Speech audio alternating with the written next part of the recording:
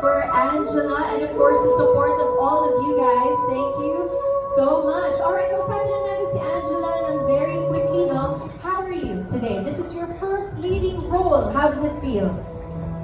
I feel like I'm on cloud nine. Hindi ko ma-express kung gaano ako kasaya and ka-grateful.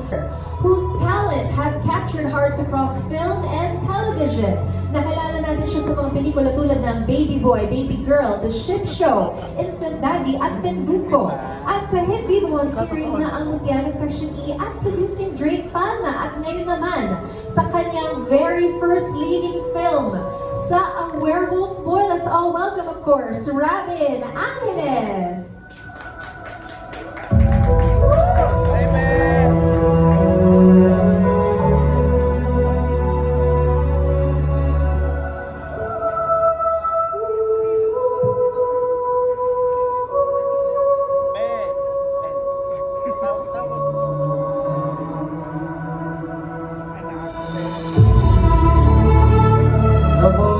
Good afternoon po sa inyo lahat.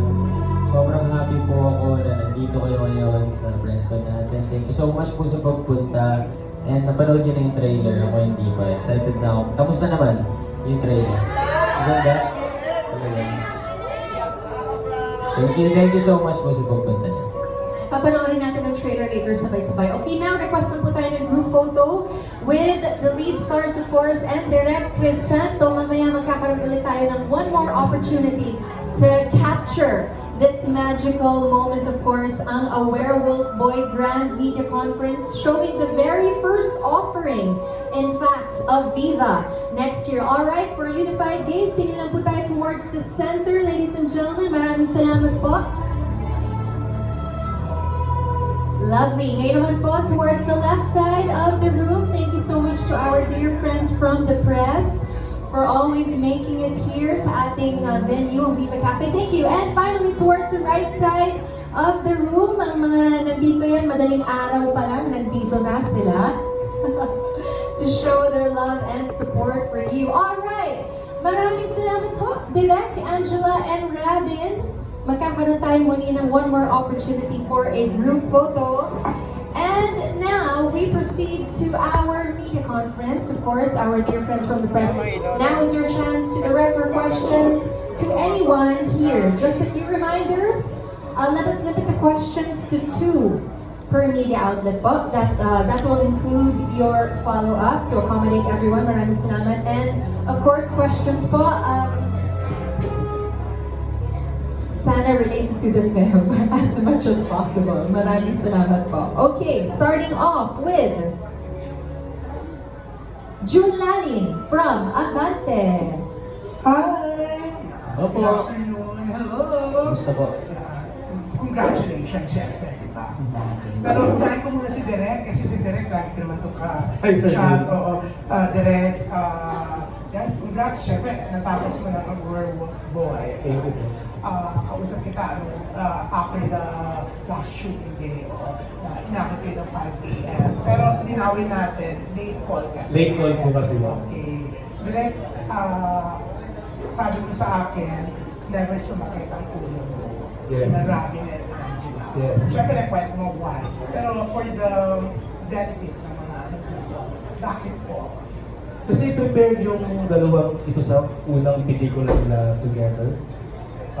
Hindi ako nahirapan, not only sa dalawang to, but the entire cast. Wala akong masabi. Ang swerte ng director kapag ang gagaling ng artista. Mabilis ng shooting, may binibigay sa'yo, nagugulat ako. Lahat sila, Angela, Robin, dumali yung buhay ko bilang director. Hindi sumakit talaga yung buhay ko. Ang babait nila. Ang babait sabi mo sila. sa akin, Yes. And maganda, wala silang mga kasamang mga antipati pa. Wala eh. Ang swerte ko sa set, walang ganon. Walang bad vibes. Good vibes lang kami sa set kahit lahat yung out of town, naka-lock-in kami. Nakatulong actually yung lock-in kasi pag lock-in, araw-araw kayo nagkikita unlike sa Manila every other day. So mas nakilala namin yung bawat Mas isa. nagiging familiar kayo. Mas nagiging familiar kami. Tsaka mas mabilis yung galon pag lock-in kasi dire-diretso yung shoot. Sabi mo, even Gene, the brother of Robin, di ba? Oo. Magaling makasama. Si Kuya G, nasaan ba si Kuya G? Kuya G, yan. Marami ding fans yan. Oo, laging supportive yan. In-interview ko nga yan. Oo, marami din fans yan sa Sinulat ko TikTok rin siya. siya. Oo. So, lagi siya nakaalalay din kay Robin bilang kuya. So, nakakatawa makita yung dalawa. Yan. Thank you, Direk, ha? Salamat po. Ikaw, kilala ka talaga kita. Sinasabi mo kung ano ako, di ba? Yes po. Yan. Pero, syempre kay Robin and Angela, yan, congratulations and good luck. Syempre, sa January na to, di ba? Dalas namin kayo nakakatsikahan. Parang, wala kayong pinagbabago. You're very, very nice. Actually, just the other day, alam ko wala si Lorna Tolentino dito. The last time when we went to the your mall show, napag-usapan natin si Lorna. Super puri nyo, super thankful kayo for accepting your movie, di ba? Kausap ko si Lorna the other day. Sabi niya sa akin, si LT, she can't make it here kasi nasa lock-in siya ng isang TV series. Pero sabi ko, what can you say about Robin and Angela? Sabi niya, ang sarap-sarap to be working with two newcomers na ang gagaling, alam nila ang ginagawa nila at hindi marunong, hindi mayabang, marunong rumispeto sa mga nakakatanda sa kanila, sa senior stars. And napansin niya raw sa inyo, it's not only with her or sa mga ibang co-stars nyo, marespeto daw kayo, even sa mga crew, kahit lahat, pinuri kayo ni Elvis sa akin. Actually, to quote her, para mas tama, sabi niya, lahat ng kasama sa trabaho, not only the stars, marunong silang rumispeto, magbigay galang sa mga nakakasama nila. Tapos, sabi niya, nagulat ako at mahusay ang mga bata. Yan. They have the gift. Ibig sabihin, magaling kayo umarte, di ba? Nararamdaman ko sila sa mga eksena namin. Alam ng Viva ang merong talento. Kudos to Viva. Yan, pinuri niya nga si Boss Big. Sa pagbibigay sa inyo ng project na to, alam daw ni Boss Big, may mata talaga siya. Kung may talent, di ba? So, yan, Angela and Robin, anong masasabi niyo sa papuri ni LP, ni Lorna? Premiadong actress siya. Sobrang nakakataba po ng puso kasi sobrang taas po ng tingin namin kay Miss LT. And sa totoo lang po, every time she's on set, kinikilig po talaga kami dalawa. Wala pa pong taping, sinasabi na po namin yan. At pinagmawayabang na, kasama namin si Miss LT. Ganyan. So, working with her, it really amazed us. Sobrang, may intindihan niyo po kung bakit sobrang ang tagal niya na sa industry because she really has that talent na sobrang raw and natural. Sobrang isang snap lang like action, iyak agad. Sobrang galing talaga. One take po lahat and nakaka-inspire po yun para sa amin. Parang gusto po namin galingan na maging katulad, kasing galing po namin siya one day. Ganun po. Hindi, magaling na nga raw kayo. Ngayon pala sabi niya. Hindi pa po. Marami pa po kami kakainin kanin. Hindi, pero ayun po, sobrang thankful po ako kay Miss Lorna na tinanggap niya talaga to. Unang kita ko pa lang sa kanya, Miss Lorna, isang karangalan. Maraming salamat po, tinanggap niyo to.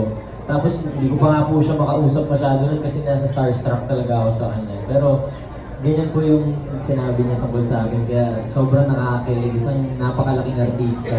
Ganun po yung nasabi sa akin. Thank you so much, Miss Lorna and sa Viva dahil sa pagcast niyo po din kay Miss Lorna. Yan. Pero ang sarap direct, no? Miss PB, ang sarap na pag na ang mga baguhan na pupuri, lalo na sa kabaitan, diba? Pero yun nga, syempre, maraming mga baguhan na talagang super nice, di ba? Pero abang sumisikat, mararamdaman mo talaga yung pagbabago, lalo na pag may mga launching movie katulad nito. Kayo, mapapromise nyo ba na you will stay na ganyang kabait, di ba? O na hindi kayo babaguhin ng sistema ng kasikatan. Ako po lagi pong pinapaalala sa akin ng papa ko, who's taking a video here right now. Nandito yung dad mo, ayan. Na lagi po akong maging humble at huwag makakalimot sa mga nakatulong sa akin. So, andyan naman po lagi yung mga taong nagmamahal sa akin, nagpapaalala sa akin na matuto pong tumanaw ng utang na loob at marunong maging marunong magpakumbaba sa lahat ng bagay. Kaya lahat po ng blessing na binibigay po sa akin, hindi ko po siya ino-overthink na, ay, ang laki ko na. Hindi siya nakakarating sa ulo mo. Parang iniisip ko man na, ordinaryong tao lang po ako. I'm just like everybody else. And I hope that I stay that way. I try to be self-aware as much as possible naman po.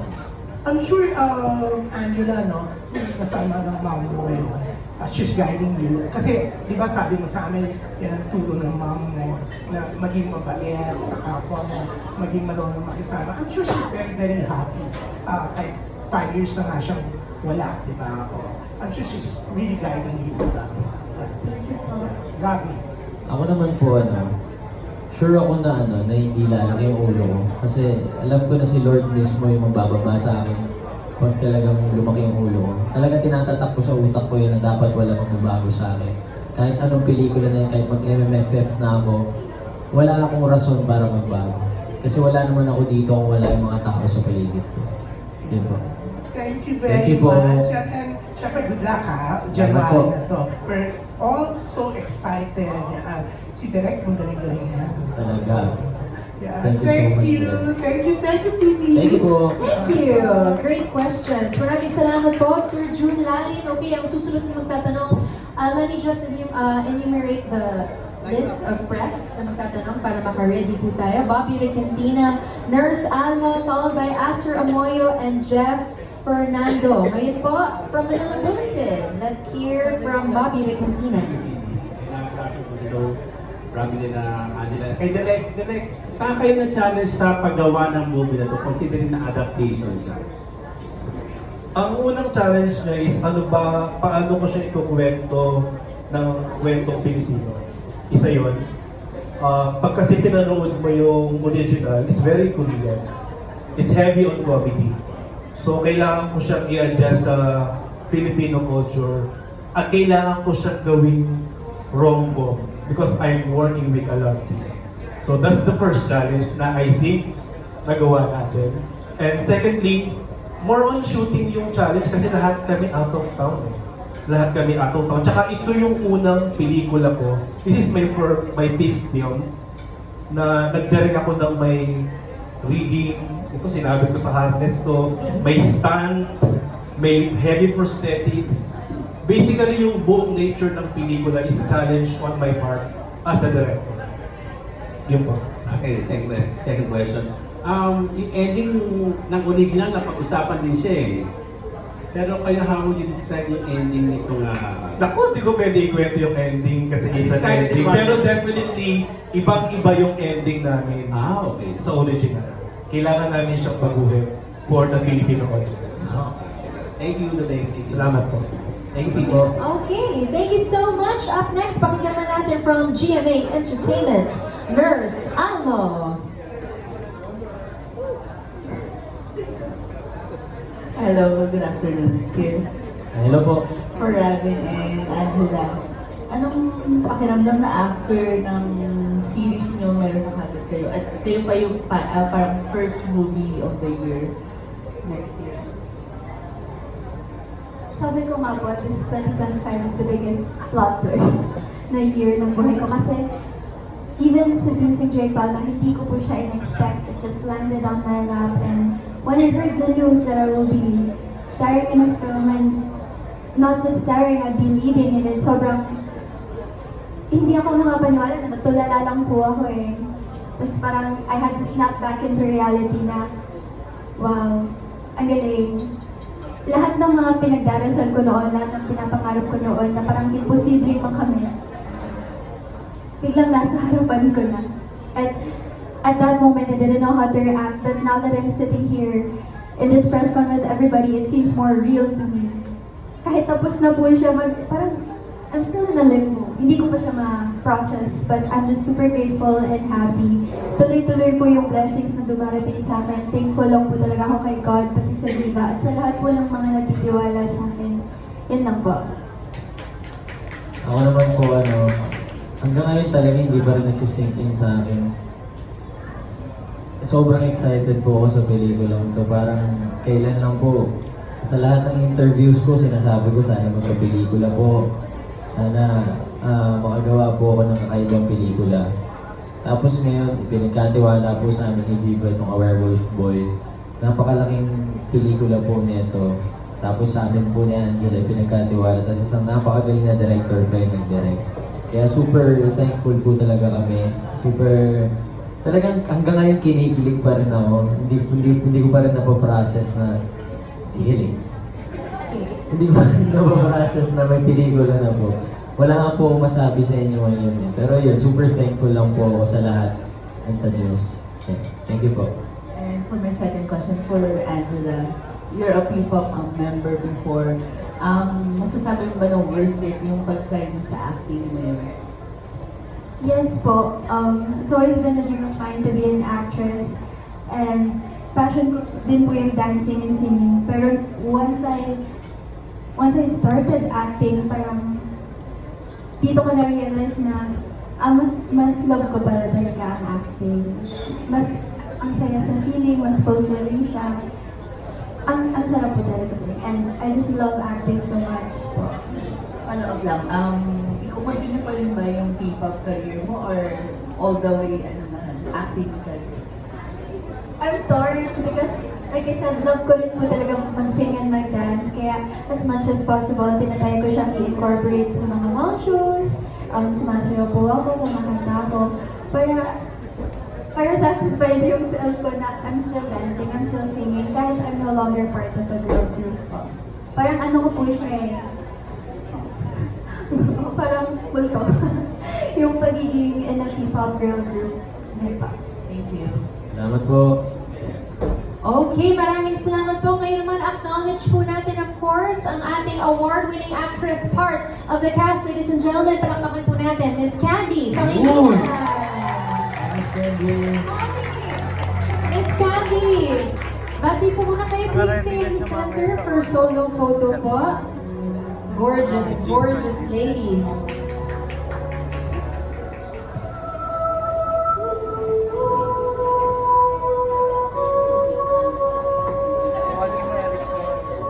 And syempre, we will have a group photo after our press conference. Maraming salamat, Miss Candy. Okay, moving on po tayo.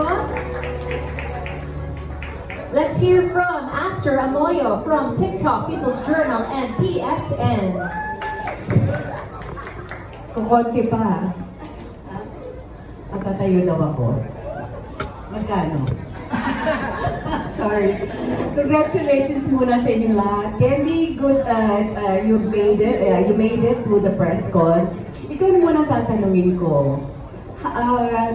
Usually, Direk, I'm here. Nandito ako sa Hi, Direk. Usually, tinatanong ko talaga yung discoveries. I don't know if this is your first time to work with Robin at saka si Angela. Anong na-discover mo sa kanila? Likewise with Direk, bago ko sila tanungin. Honestly, nagulat po ako. They can act. Ito totoo. Diba? Kasi, they really can act. They really can act. And Direk is very collaborative. And si Direk, first time ko siya nakatrabaho. But ang sarap niyang katrabaho. Hindi ko na masyado kailangan mag-isip. Alam niya yung gusto niyang gawin. Alam niya kung ano gusto niyang gawin. Alam mo yung Tita Aster, yung pagpunta mo sa set, you just have to do your job. And alam niya eh. Alam niya yung kailangan niya gawin. Alam nila yung trabaho nila. Kumbaga, everybody knows their assignment. Everybody nagtrabaho, ginawa yung assignment nila. Kaya pagdating doon sa set, go. Kasi job well done. Yung, kumbaga, gumawa ng mga assignment. Yun ang masasabi ko, they can act. Thank you, Candy. It's nice to see you again. And Direk, I'd like to ask you the same question. Discoveries working with this cast. Sa Rabel, kay Robin tsaka kay Angela, si Lucy Drake Palma pa lang, nakita ko na kung gaano sila kauhaw matuto, kung gaano sila ka-willing to work, kung gaano sila nagpe-prepare sa character nila, kung gaano sila ka-professional. Hindi ko siya masasabing discovery, para siyang more on good observation. Na ang ganda ng future ng dalawang to. So, to diretso sa matagal mo from series sa biglang pelikula. I mean, ang bright ng future ng dalawang, ayaw mo sabihin bata kasi di na sila bata. Ang ganda ng future ni Robin tsaka ni Angel. Hindi sila reklamador. Si Robin, binitig ko sa harness, pinakain ko ng galing sa lupang puti, kamote, pinagapang ko. Si Angela, kung ano-ano yung pinahiga ako sa gubat. They just do their job. Congratulations pala, Direk. Ang ganda ng trailer. Ang ganda. Gusto kong kunin ang reaction nyo, Robin and of course Angela, sa mga sinabi sa inyo ni Candy at saka ni Direk. Kilig. Sobrang kinikilig po ako. To be honest po, during the shoot, I was very nervous and pressured. So I was doing my best not to let it get to me. And sobrang saya ko po that Miss Candy was there. She was one of my biggest motivators there. She would always hold my hand and then I would calm down. And hearing that from her and from Direk, parang nawala lahat ng worries ko. Kasi these past few days, I couldn't sleep. I keep thinking about this movie. Like, alam ko sa sarili ko, ginawa ko yung best ko. But the question in my mind is my best enough? Is it good enough? So, nung narinig ko po yan, parang nawala lahat ng worry ko. Sobrang thankful po ako sa inyong dalawa. Thank you po for seeing our potential and believing in us po. Thank you po. Wala po akong masabi. Si Direk Chris, nung unang sa movie po dati niya na Instant Daddy, naka-work ko na siya doon. Tapos, ang saya-saya ko po na naka-work ko siya kahit yung role ko saglit lang po. Sobrang isang karangalan na para sa akin yung makatrabaho si Direk Chris. Tapos ngayon, siya po nag-direct sa pinakaunang pelikula namin. Kaya sobrang thank you Direk. Salamat po sa tiwala niyo sa amin. Salamat sa mga tinuro mo sa amin. Hindi namin magagawa yan kung wala ka sa tabi namin. And kay Miss Candy, sobrang nakakilig yung mga sinasabi ni Miss Candy. Parang dati lang, kahit saan pelikula mapapanood niyo po si Miss Candy. Ganon kasi si Miss Candy, tapos pinupuri niya kami ng ganon. Ang sarap sa pakiramdam. Opo. Kaya maraming salamat po. And yung sinabi ni Miss Candy na parang lahat ng tao sa set, ginagawa yung trabaho nila. Totoo po yun. Sobrang nagpapasalamat po kami sa lahat ng mga nasa likod ng camera. Sila po talaga yung dahilan kung bakit namin nagagawa yung trabaho namin. Totoo po yun. Maraming salamat po sa kanila. Direk NJ, Direk Jack, sa lahat po. Thank you so much po sa inyo. Miss Chris, man, love you. Lastly, sa inyong dalawa, you've been paired. Pangalawa niyo na to, di ba? Ay, pangatlo. First movie together, pero parang dalawang serye na. Tama ba? Dalawang serye? Yung isang serye po, hindi po kami magkasama. Okay. Alright. Okay, so napakabago pa lang ng team up nyo, napakabago pa lang ng love team, but for the very first time, sinugalan kayo kaagad ng Viva, ng sarili nyong pelikula. I mean, I know there is pressure, kasi kayong dalawa ang magdadala ng pelikula. Anong pakiramdam? Ano ang expectation nyo?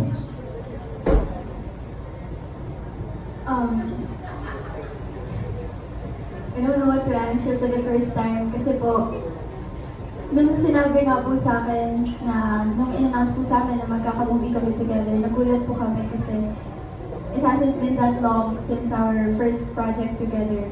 So unexpected po talaga siya, unexpected na blessing. And during our workshops, ang sabi po ni Miss Ana sa amin is, don't you see it? Sinugalan kayo ng Viva. Sumugal sila sa inyo. Ibig sabihin, they believe in you.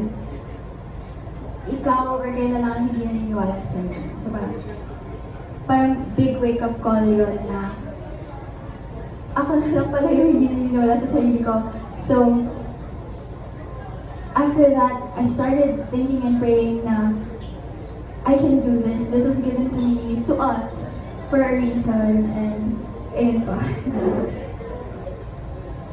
Ayun naman po, yung pinagkatiwala po sa amin ni Viva itong project na to. Doon pa lang po sa pinagkatiwala sa amin.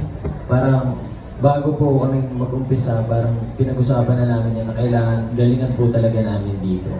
bukod sa first movie po namin to, hindi po madali yung binigay nilang first movie sa amin. So, bago po talaga kami mag-start, sobrang kinakabahan na kami. Sobrang daming workshop po yung in-attendan namin. Kay Miss Ana Fileo, sobrang laking tulong po niya sa amin talaga. Sobrang nagawa niya po akong werewolf, nagawa niya po akong hindi tao talaga. Sobrang laking pasasalamat ko po sa Viva na ito po yung binigay nilang project sa amin. Sobrang gandang pelikula na ito po, na in-adapt namin from Korea. Yan po. Tips pahabol isa pa. Nasaan level na ang pagkakaibigan nyo? Bilang magka-love team at bilang magkaibigan? 10 out of 10 na po. Wow! Ganda. Last time po kasi sabi niya 9 out of 10. 10 na eh. Yes. Yeah, may konting pa-holding hands pa nga dito sa, sa sofa. Okay, ngayon po, from Daily Tribune, let's listen to Jeff Fernando. Hello po. Hello po. Hi. Question now for Robin and Angela. In every screen tandem or love team, number one secret lagi ng success is yung chemistry between the two. Sa inyong dalawa, saan ang galing yung chemistry na yan? And nandun present pa siya agad? Actually po, parang biglaan lang po yung pag-love team namin. Talaga po, so ang dami namin workshop na pinagdaanan. Pero yung chemistry po siguro, nandiyan na talaga. Kasi bata pa naman po crush ko si Angela. Nakikita ko talaga siya sa studio. So talaga may chemistry talaga. Yung pag-iitig ko sa kanya talagang crush ko siya. Ganun po. Ayun.